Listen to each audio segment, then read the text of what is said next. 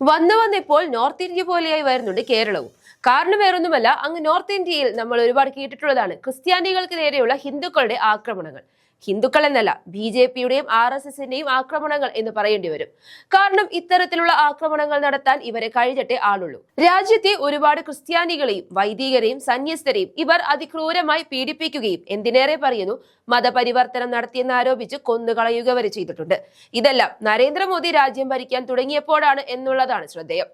BJP സർക്കാർ എന്ന് അധികാരത്തിൽ കയറിയോ അന്ന് തുടങ്ങിയതാണ് രാജ്യത്തെ ഹിന്ദുക്കളല്ലാത്തവരായ ജനങ്ങളുടെ കഷ്ടപ്പാട്. സത്യം പറഞ്ഞാൽ BJP സർക്കാരിന്റെ കാവ്യവൽക്കരണത്തിന്റെ ഭാഗമാണ് ഇപ്പോൾ സംഭവിച്ചുകൊണ്ടിരിക്കുന്നത് എന്ന് തന്നെ പറയേണ്ടി വരും.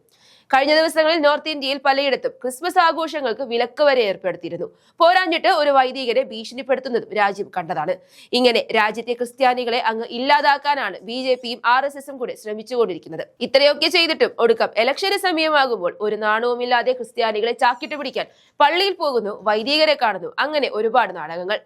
ഇതൊക്കെ ആർക്കും മനസ്സിലാവുന്നില്ല എന്നാണ് മോദിയുടെ വിചാരം. ഇപ്പോഴിതാ നമ്മുടെ പാലക്കാടും ഒരു സംഭവം നടന്നിരിക്കുകയാണ്. കഴിഞ്ഞ ദിവസം പാലക്കാട് കരോൾ നടത്തിയ സംഘത്തെ RSS നേതാവ് ആക്രമിച്ചിരുന്നു. കുട്ടികൾ നടത്തിയ പപ്പാഞ്ഞിക്കളിയാണ് RSS പ്രവർത്തകർ ആക്രമിച്ച് ഇല്ലാതാക്കിയതെന്ന് ഓർക്കണം. കുട്ടികളാണെന്നുള്ള ബോധം പോലും ഇല്ലാതെയാണ് ഇവർ ഈ പ്രവൃത്തി കാണിച്ചത്.